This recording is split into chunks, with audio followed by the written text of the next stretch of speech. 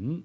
반갑습니다, 여러분. 잘 오셨습니다. 이제 오늘부터 16주, 오늘을 포함해서 16주 동안 우리는 사도신경을 좀 공부해 보려고 합니다. 네, 저와는 오늘 서론 시간이에요. 그래서 오늘 사도신경 본문으로 들어가기보다는 사도신경이 왜 필요한가, 그리고 사도신경의 유래, 그리고 사도신경의 간단한 전체 구조를 좀 살피게 될 텐데, 그래서 오늘은 정말 하나도 어려운 게 없습니다.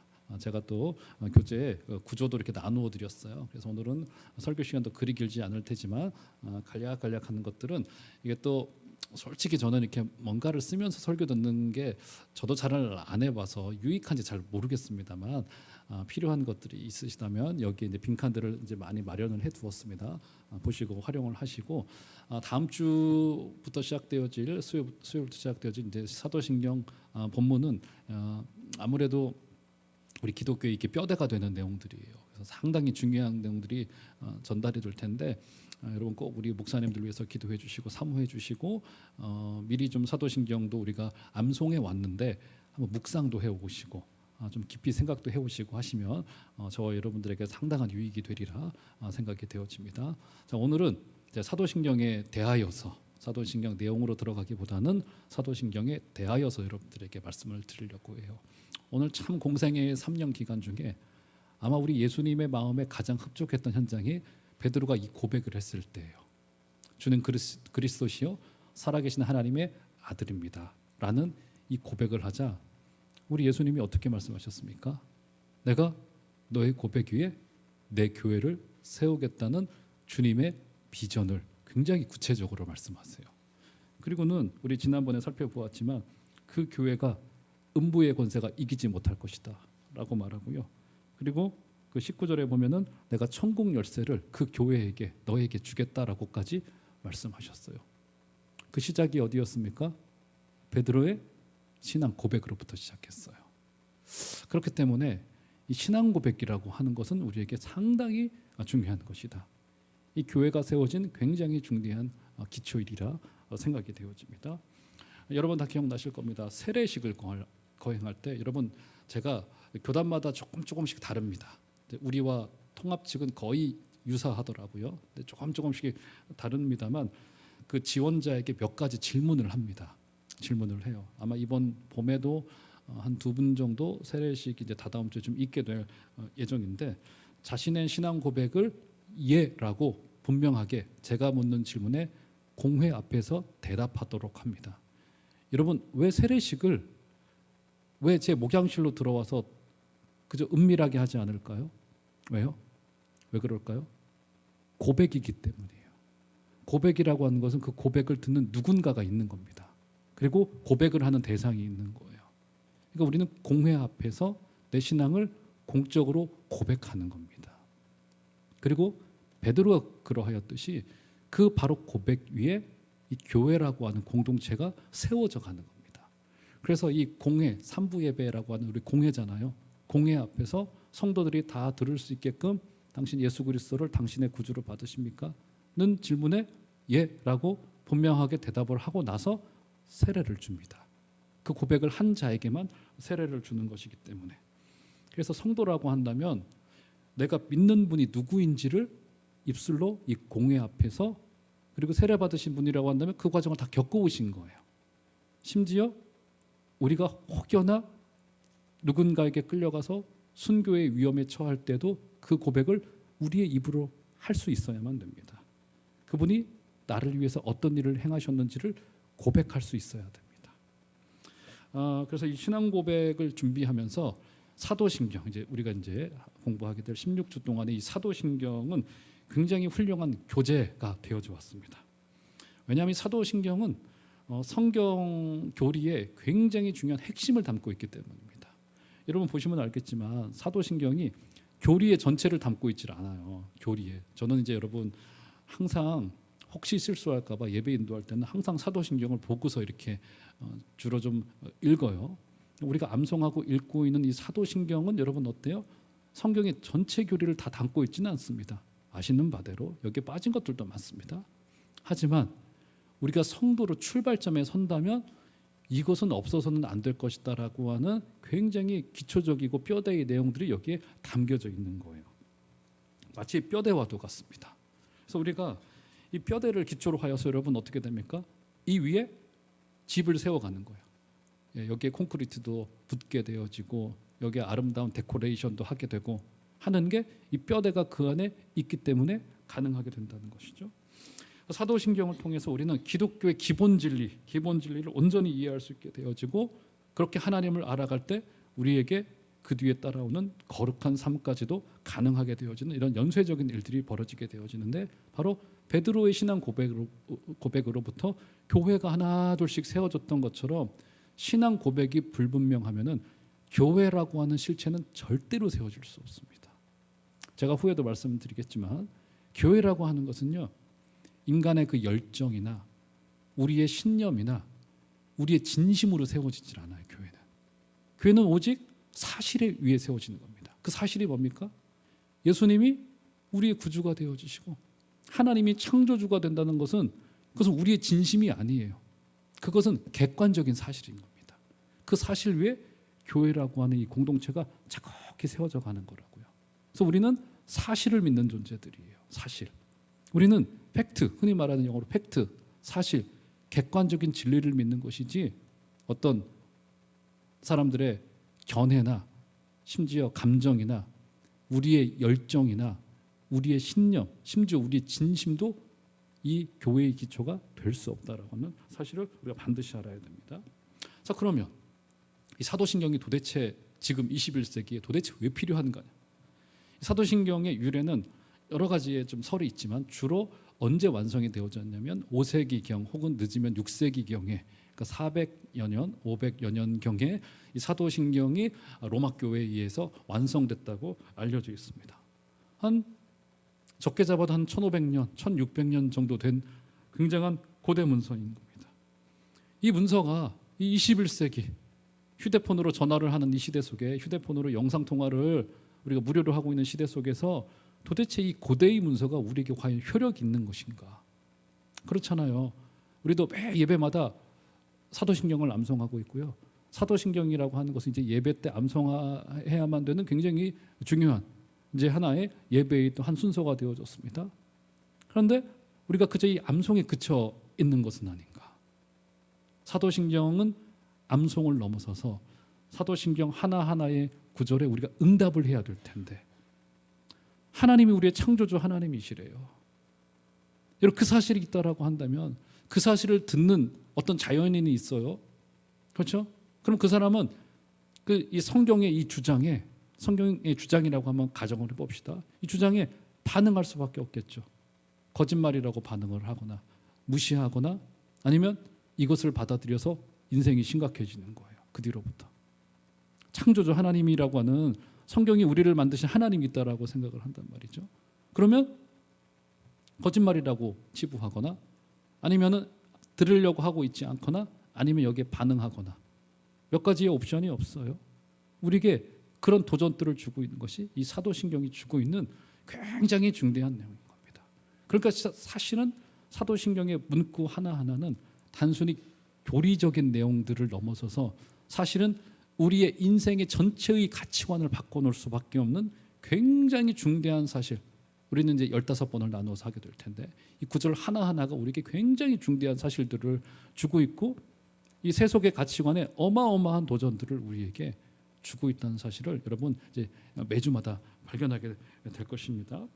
자 그러면 사도신경을 우리가 기계적으로 암송하는 것을 넘어서서 이제 응답을 하게 돼야 될 텐데 이 사도신경을 비롯한 몇 가지의 신앙 고백 문서들이 좀 있습니다. 이 사도신경 말고도 사실은 초대교회 시절에 몇 가지의 굉장히 유사한 신앙 고백 문서들이 있어요. 이것을 전부 다 묶어서 뭐라고 말하냐면 신조라고도 말합니다. 신조. 이 라틴 말로 크레도. 여러분 예전에 그 자동차 이름 중에 크레도스 기억나시죠? 크레도스. 그게 바로 신조라고 했던 크레도에서 유래한 겁니다. 그러니까 그 차는 믿을만하다. 그 차는 좀 기준이다. 뭐 이런 뜻을 가지고 있는 게 그 차의 이름이었을 거예요. 아마도 뭐 그 차 이름을 지은 사람이 어떤 의도를 지은지는 모르겠습니다만 기억나시죠? 크레도스라고 하는 차. 지금은 그 차가 단종된 것 같긴 하네요. 잘 길거리에서 안 다니는 거 보니까 별로였나 봐요. 차가. 이렇게 말하면 안 되나요? 어쨌든 크레도스라고 하는 차가 있었습니다. 그런데 이 신조를 라틴 말로 크레도라고 합니다. 크레도에서 유래했는데요. 왜냐하면 사도신경이 처음에 라틴 말로 작성이 되어졌는데 맨 첫 행에 크레도라고 하는 단어로 전부 다 시작되기 때문이에요. 크레도로. 크레도가 무슨 뜻이냐면 나는 믿습니다. 이런 뜻을 가지고 있습니다. 크레도. 나는 믿습니다. 무엇을 믿어요? 첫 행을 보면은 나는 전능하신 하나님을 믿습니다. 나는 천지를 만드신 하나님을 믿습니다. 이렇게 크레도가 그 앞에 계속 붙어 있기 때문에 이 정도, 그때 당시에 신조들이 전부 다 그랬습니다. 그래서 신조를 통칭하여서 크레도, 이런 사도신경들을 이제 신조라고 이제 불렀던 겁니다. 사도신경이 그때 당시 여러 신조들 중에 하나였었고, 이제 교회의 합의에 의하여서 이것이 이제 공통된 우리의 신앙 고백의 문서로 사도신경이라고 하는 이름으로 붙여지게 되어졌다라는 사실을 볼 수 있습니다. 그래서 이 신조라고 하는 이름에서 결국 이것은 무엇이냐면 결국 신앙의 기준이에요. 신앙의 기준. 신앙의 기준이다. 여러분 그렇잖아요. 요새 아이들도 그거 하는지 모르겠는데 예전에 넓은 운동장에서 그 저희 국민학교 시절에 예전에는 애들이 얼마나 바글바글 됐습니까? 아마도 저부터 제 위로 한 4, 5년 되는 이 또래들이 가장 인구가 많았어요. 그래서 아침에 그 조회 시간이 되면은 월요일 아침에 그 추운 겨울에 애들 다 불러놓고 있잖아요. 그럼 어떻게 합니까? 앞에 있는 체육 선생님이 제일 앞에 있는 놈 눈 마주쳐가면서 너 기준 하잖아요. 그럼 어떻게 하죠? 기준하고 양팔을 옆으로 벌려서 줄을 쫙 맞춰 쓰지 않습니까? 맞죠, 여러분? 여러분 그렇게 줄을 맞출 수 있는 근거가 어디에 있는 거예요? 이 한 놈이 기준이 되었기 때문에 이게 바로 신앙의 기준인 거예요. 신앙의 기준이라는 겁니다. 그래서 신조라고 하는 뜻은 라틴 말로 크레도인데요. 신앙의 기준이라고 하는 뜻이다. 그 의미로는 나는 믿습니다라고 하는 뜻이에요. 나갈 때 물어보겠습니다. 기억 잘 하시기를 바랍니다. 지금 장례 갔다 돌아오신 분들도 정신 번쩍 차리시고 크레도가 어떤 뜻이라고요? 문자로는 I believe, 나는 믿습니다 라고 하는 뜻이고 의미로는 신앙의 기준이다. 신조라고 하는 것은 신앙의 기준이다. 이런 뜻으로 보면 이제 된다라는 겁니다. 그래서 신조에서 나타나듯이 그 언어 자체에서 나타나듯이 결국 사도신경을 공부하는 이유가 뭐냐면 우리 기독교는 과연 무엇을 믿고 있는가? 이것을 우리는 공회 앞에서도 고백할 수 있어야 되고요.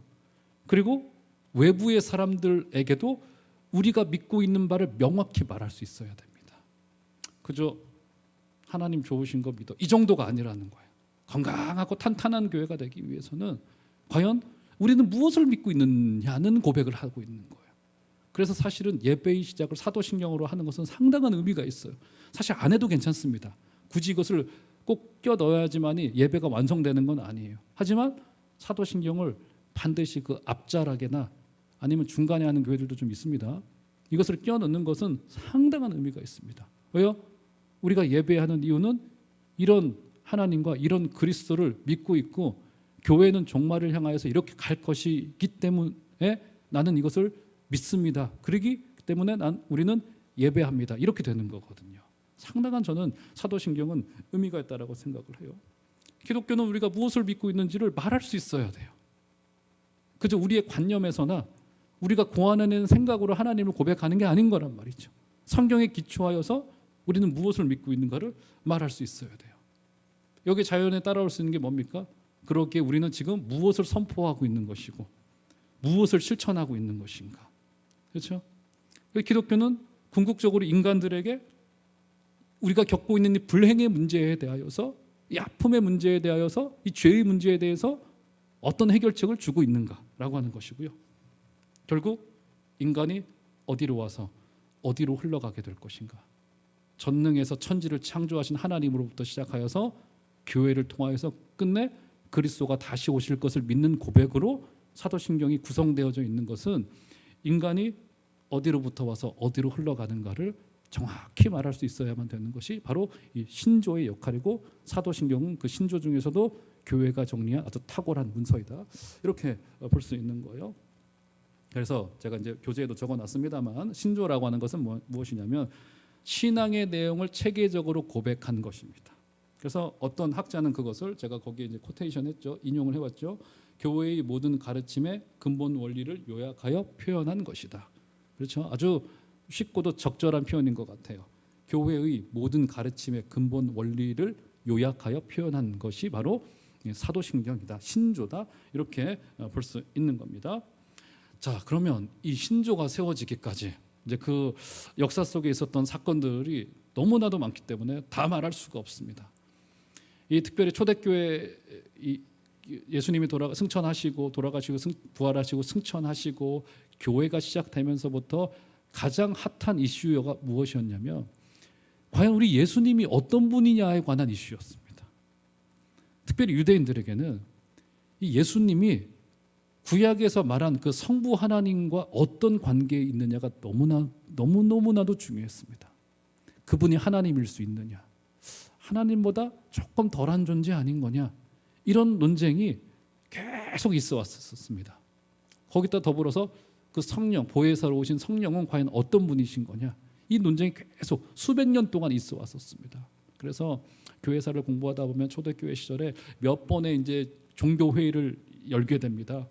그 종교회의를 전후하여서 막 전쟁이 있기도 하고 순교가 일어나기도 했었는데 그것이 무엇 때문이었냐면 그리스도가 어떤 분인지에 대한, 그것을 흔히 기독론이라고 말합니다. 이 기독론의 문제.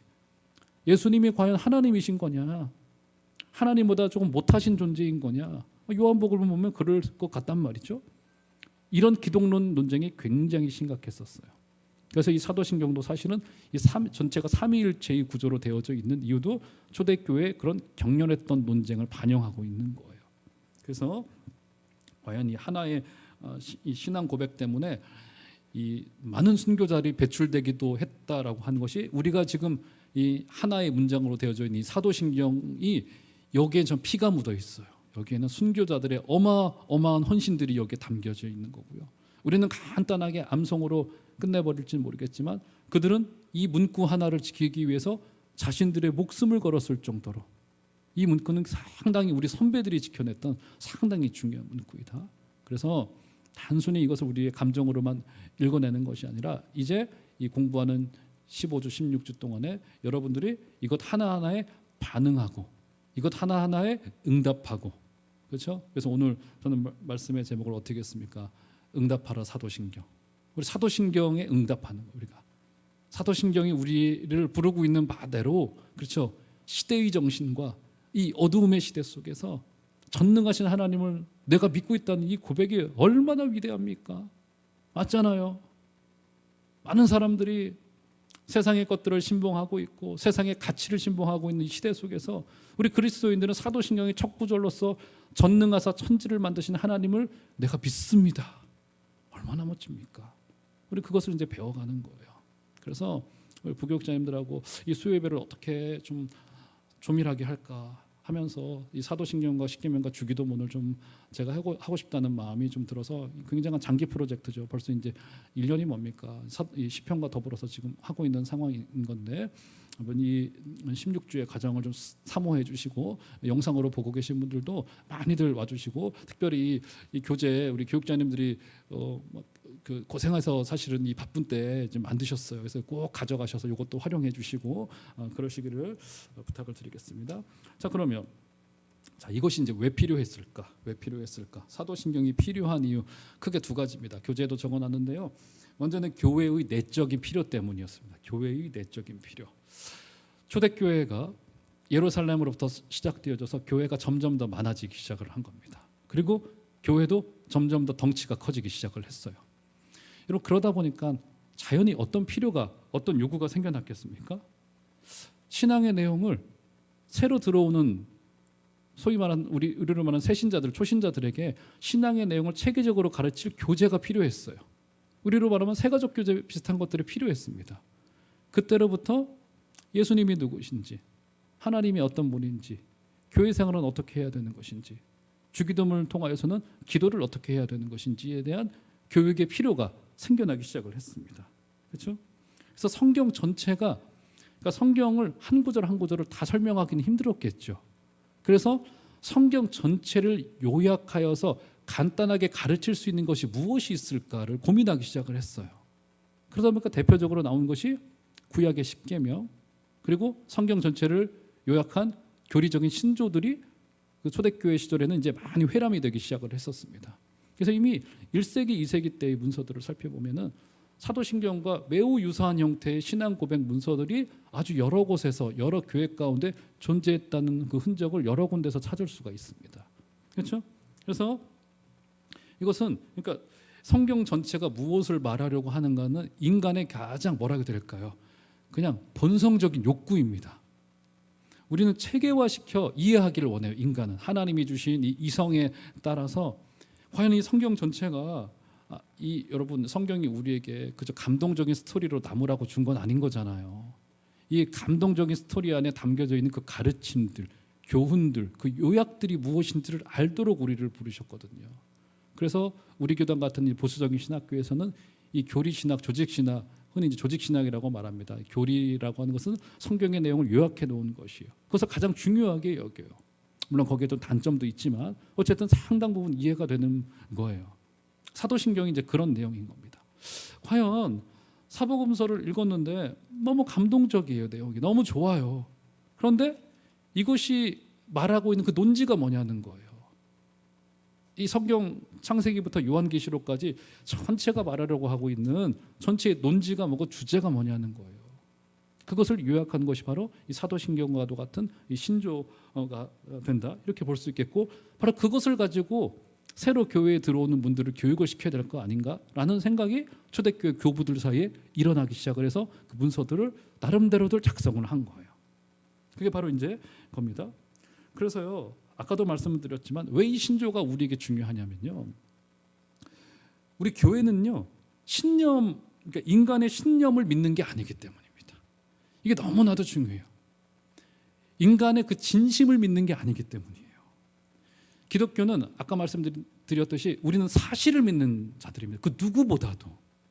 흔히 어떤 사람들이 기독교는 뭐 종교적인 교리를 믿는 거지, 뭐 맞는 말이긴 한데 그거보다 더 정확한 말은 뭐냐면 우리는 팩트를 믿는 사람들이에요. 여러분, 하나님에 관한 진리는 우주적인 진리입니다. 우리가 믿고 있기 때문에 우리에게만 진리가 아니라 믿고 있지 않은 자에게도 그들이 받아들이고 있지는 못하나 그것은 사실이고 팩트예요. 여러분, 우리 사실적인 명제를 믿고 있는 자들이에요. 이 굉장히 중요한 겁니다. 우리는 확인된 사실을 믿는 자들이에요. 이 굉장히 중요합니다. 그러니까 그리스도께서 하나님의 아들로서 이 땅에 우리를 구원하기 위하여 오신 구세주라고 하는 것은 사실이에요. 이 사실 위에 아까 우리 베드로가 고백했듯이 교회가 세워지는 거라고. 이 팩트와 이 사실 위, 명제적인 진리 위에 세워지는 거라고요. 이런 교육에 대한 필요가 생겨나게 된 겁니다. 그래서 우리는 절대로 이 교회가 인간의 신념이나 진심이나 심지어 열정 위에도 세워진 게 아닙니다.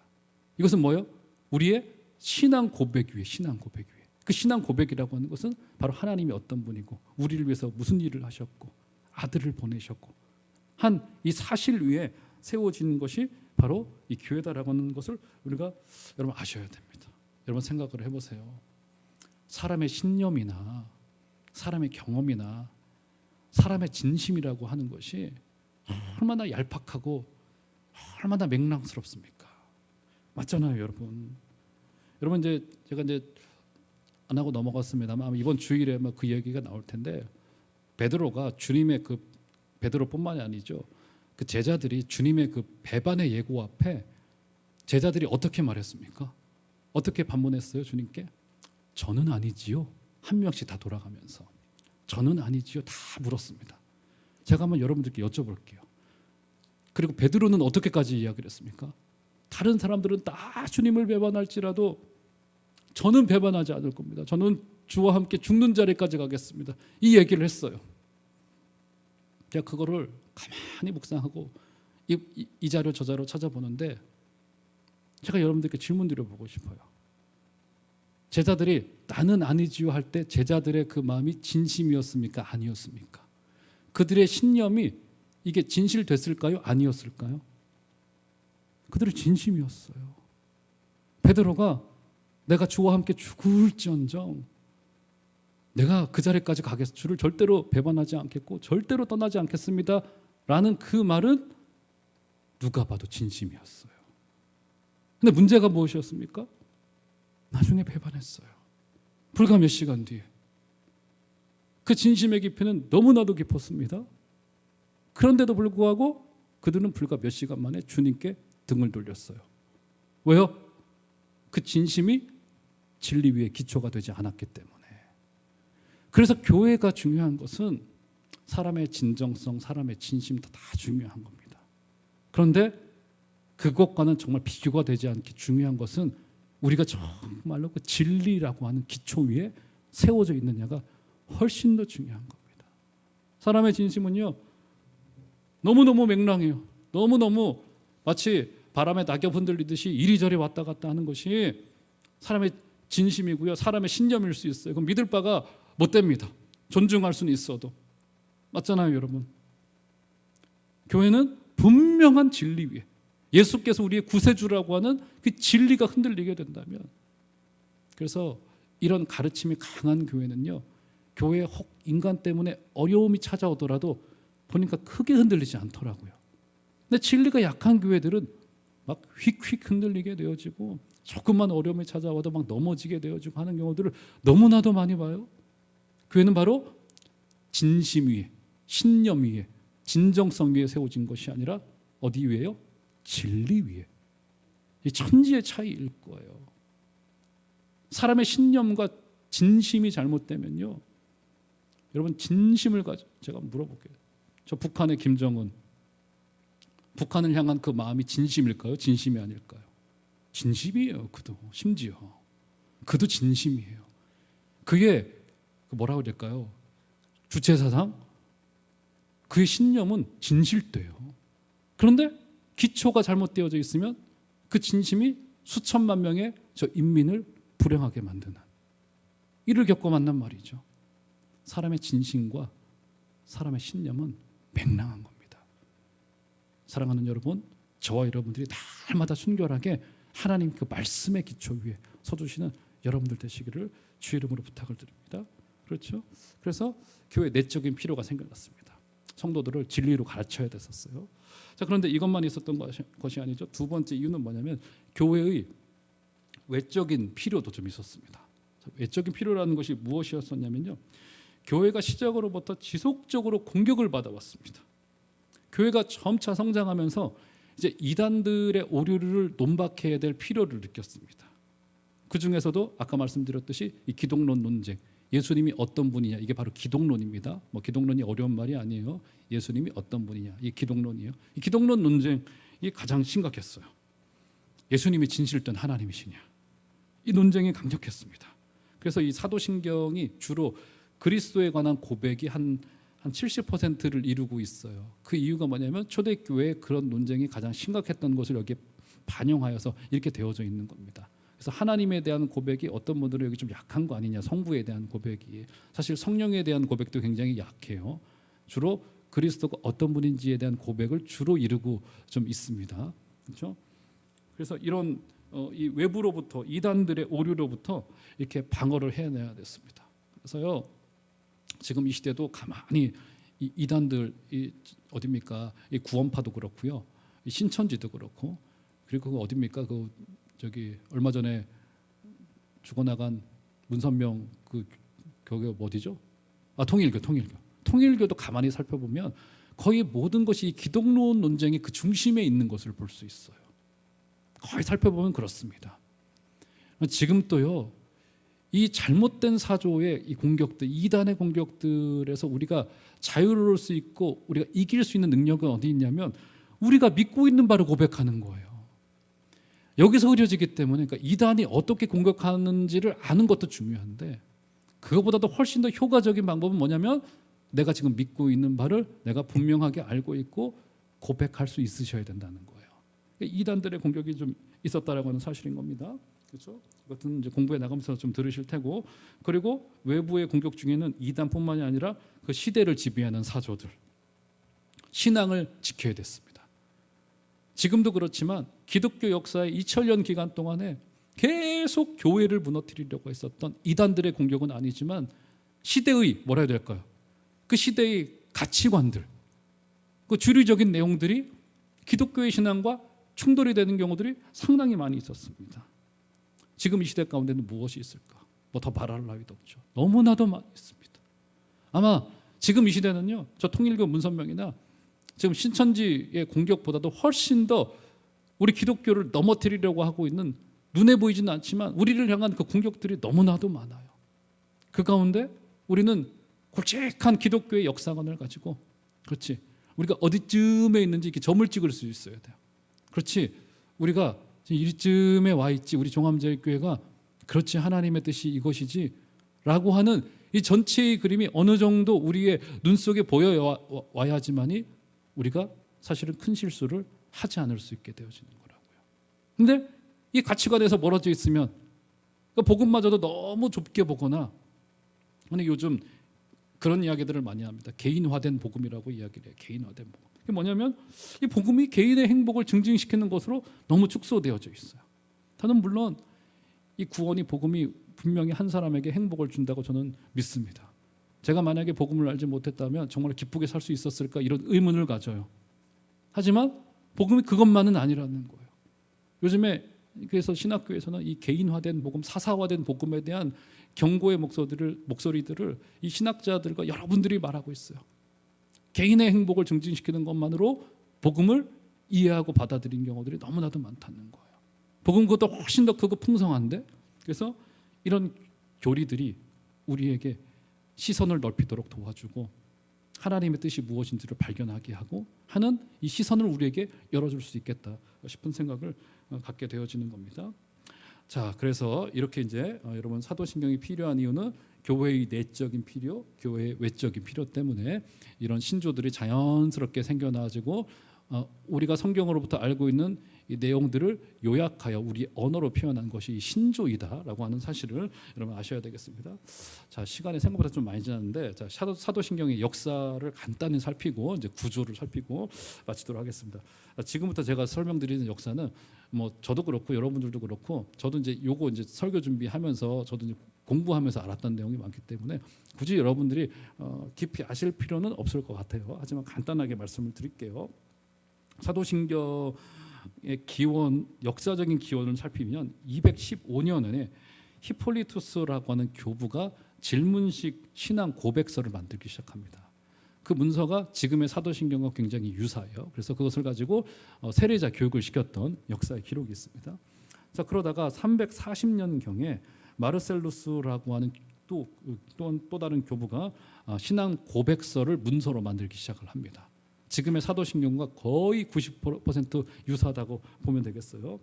그러다가 루피누스라고 하는 404년에 루피누스의 신앙 고백이 지금의 사도신경과 뭐 거의 유사한, 이거는 완전히 유사한 정도의 형태를 가지게 되다가 언제 이것이 완성되어지냐면 6세기 초 혹은 5세기 말경에 이제 로마 교회가 사도신경에 공인된 신조로 이것을 받아들이기 시작을 합니다. 모든 흩어져 있는 이런 고대 문서들을 다 조합하여서 교회가 공의회를 열어서 이제 통일된 문서를 만들자라고 하는 필요를 가지게 되어진 겁니다. 그래서 사도신경이 처음 등장하고 있는 고대 문서를 보면 6세기 초에 스페인과 이탈리아 북부 지방 등에서 사도신경의 지금과 똑같은 본문의 형태들이 이제 발견되어져요. 아직은 문서가 발견되지 않기 때문에 그 전에 있었을 수도 있습니다. 어쨌든 지금은 5세기 말경에 이게 완성되어져서 이 교회의 공식 문서로 되어졌고, 잘 활용은 되지 못하다가 이제 프랑스와 독일 쪽에서 한 7세기, 8세기 경에 이제 널리 퍼지기 시작했다는 것이 정설이에요, 정설. 자, 그러면 한 가지 궁금하지 않을 수 없는 것이, 왜 이렇게 역사적으로 신조를 통일되게 만들 때 그 이름을 사도신경이라고 이름을 지었던 것일까? 사도신경. 왜 그럴까요? 왜 사도신경? 이때는 사도들이 있었던 시대가 아니거든요. 그런데도 이름을 사도신경이라고 지었습니다. 그래서 어떤 분들은 이 사도들이 예수님이 승천하시자마자 12사도들이 모여가지고 본인들이 하나씩 신앙 고백을 했다고 봤습니다. 그래서 12개의 문서가 사도신경에는 존재한다고 해서 이것은 사도들이 만들었다고 생각을 했어요. 근데 그러진 않아요. 그러진 않고요. 왜 사도신경이라고 이름을 붙였냐면, 이것은 사도적인 신앙, 그러니까 사도들이 그것을 위해서 살고 그것 때문에 순교한 사도적인 신앙을 고백하고 있기 때문에 사도신경이라고 부르는 겁니다. 사도들이 작성한 것은 전혀 아니에요. 왜냐하면 5세기경, 6세기경이 완성됐기 때문에. 다만 이것은 사도들이 그것을 위해서 죽고 순교하고 고백한 그 신앙 고백문을 담고 있기 때문에 이것은 아마도 정통이 있는 신앙 고백서다라고 하는 이름으로 인하여서 교회가 이것을 사도신경이라고 부르자라고 하게 된 겁니다. 그래서 초기에 신앙 고백서들이 모두 세례와 관련 있듯이 사실은 우리도 세례자들을 교육시킬 때 이 사도신경의 내용에 근거하여서 가르치는 경우들이 상당히 이제 많이 있다는 사실을 여러분 기억하시면 되겠습니다.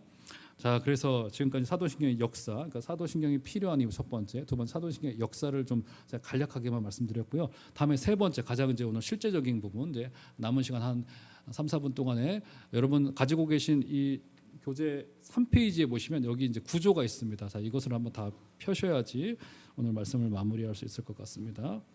자, 다 펴셨죠? 혹시 이 교재가 없으신 분들은 손을 들어 펴 주시면 뒤에서 좀 드릴 수 있도록 할 테니까 이거를 꼭 보셔야지 마무리가 되겠고, 이 전체가 조금 눈에 들어와야지만이 여러분 이제 다음 주부터 우리 목사님들이 이제 한 구절 한 구절 강의하는 내용이 좀 더 효과적으로 보이겠다 싶은 생각이 듭니다. 3페이지에 박스로 제가 만들어 놓은 게 있죠. 자, 한번 보시겠어요? 크게 사도신경은 세 부분으로 되어져 있습니다. 이것도 물론 학자들마다 나누는 구조가 다 다른데 저는 이제 그냥 아주 가장 기본적인 구조로 했습니다. 크게 세 부분으로. 첫 번째는 성부 하나님에 관하여서. 그래서 이것은 두 가지의 고백이 있고요.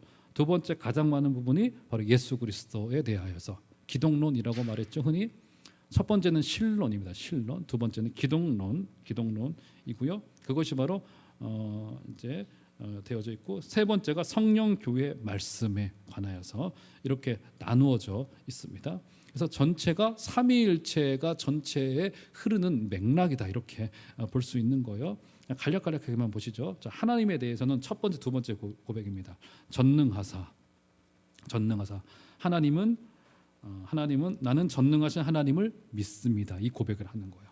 두 번째, 천지를 만드신 하나님 아버지. 지금 무슨 말입니까? 나는 천지의 창조주를 믿습니다. 이 천지를 만드신 창조주가 있음을, 그분이 하나님이신 것을 제가 믿습니다. 이 고백이에요. 이 두 가지의 고백으로 신론을 정리했고요. 그다음에 기독론 고백을 한번 볼까요? 기독론 고백을 보면은 그 외아들 우리 주 예수 그리스도를 믿사오니. 무슨 말이죠? 나는 그의 유일하신 아들 우리 주 예수 그리스도를 믿습니다. 이고요.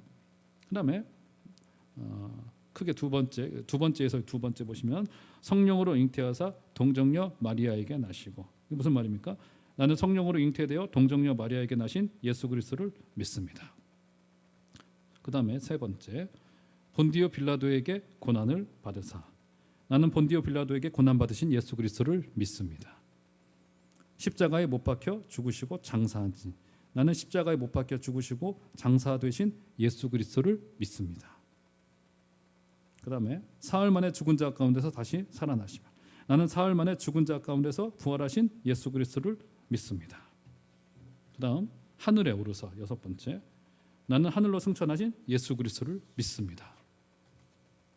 그다음에 일곱 번째인가요? 전능하신 하나님 우편에 앉아 계시다가, 나는 전능하신 하나님 우편에 앉아 계신 예수 그리스도를 믿습니다. 그다음에 여덟 번째, 저리로서 산자와 죽은 자를 심판하러 오시리라. 나는 심판하실 예수 그리스도를 믿습니다.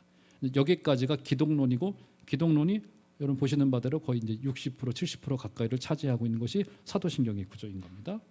그다음에 성령 교회 종말에 관한 내용인 겁니다. 그다음에 첫 번째 성령에 관한 고백을 보시면 성령을 믿사오며, 나는 성령을 믿습니다. 거룩한 공회와, 나는 거룩한 공회를 믿습니다. 그렇죠? 이 공회라고 하는 것이 교회를 말하는 겁니다. 이 교회의 존재를 믿는, 그러니까 교회가 시대의 산물이 아니라는 겁니다. 교회의 절대성을 믿는다는 거예요. 이게 굉장히 중요한 거죠. 그러니까 교회가 우리의 필요 때문에 생겨난 게 아니라는 겁니다. 교회의 절대성. 예수님이 베드로의 신앙 고백 위에 내 교회를 세우겠다, 그 말을 한 거잖아요. 그다음에 성도가 서로 교통하는 것과, 나는 성도의 교제를 믿습니다. 이것도 상당히 중요한 겁니다. 교회가 공동체로 모였다라고 하는 사실이에요. 이 개인주의화된 시대 속에서, 그렇죠? 죄를 사하여 주시는 것과 나는 죄의 용서를 믿습니다.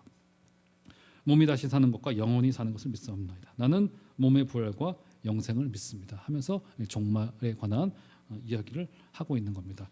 이 전체의 박스를 여러분 뭐 외우실 필요는 없겠지만 사도신경 이렇게 하나님에 관하여 예수 그리스도에 관하여 성령과 교회와 종말에 관하여 고백하고 있는 전체의 뼈대 틀을 가지고 있구나는 사실을 여러분 기억을 해두시고 다음 주부터 이제 한 구절 한 구절 내용이 시작될 때마다도 많이 사모하여 주시고 영상을 보고 계신 분들도 코로나 이슈가 아니시라고 한다면 다 이 현장에 나오셔서 우리 목사님들이 잘 준비하신 우리 이 중요한 내용들을 여러분 잘 좀 함께 해주시는 여러분들 되시기를 주의 이름으로 꼭 부탁을 드리겠습니다.